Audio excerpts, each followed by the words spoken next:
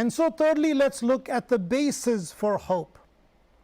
Why do we need a hope? What is the basis for hope? If there is no basis for hope, then hope is an illusion. It is an imagination. And it has no advantage than a temporary psychological benefit. If the thing I hope for in the future is an illusion, whether I know it or not, it is terrible. Let me explain it. If I went through the residency and I struggled through it, and after my residency I came out and I found that all the things we were hoping for, the money that we would make, or the time that we would have, or the resources that we would have, was all an illusion and there was nothing like that, yes, it did help me to get through those 6 years, but the remaining 30 years after that will be completely miserable. On the other hand, if I find out during residency that the hope that I had was just an illusion and there is nothing else better than working long hours in the operating room, then at that time life is miserable because there is no hope, and hope is based on an illusion.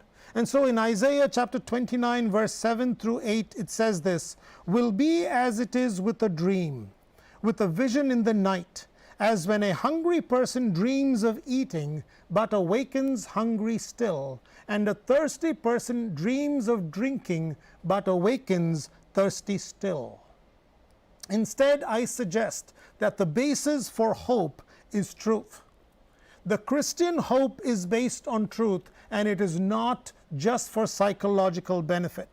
Talking about the resurrection of Christ, Paul says in 1 Corinthians chapter 15 verse 19, "If only for this life we have hope in Christ, we are of all people most to be pitied."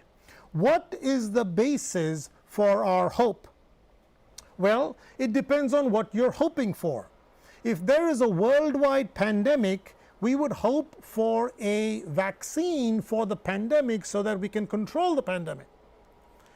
And the reason why we would have that hope is, well, we have medical professionals and we have scientists that have created vaccines in the past. And therefore, based on their past action, we can have the hope that they will create a vaccine so that a viral pandemic would not completely wipe out the entire human race.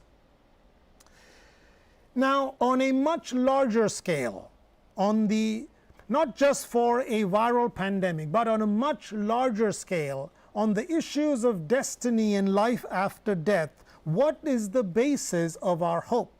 Now, I want to look at two worldviews. The second one will be the Christian worldview, but I want to look at an opposite worldview to the Christian worldview and then come to the Christian view of hope.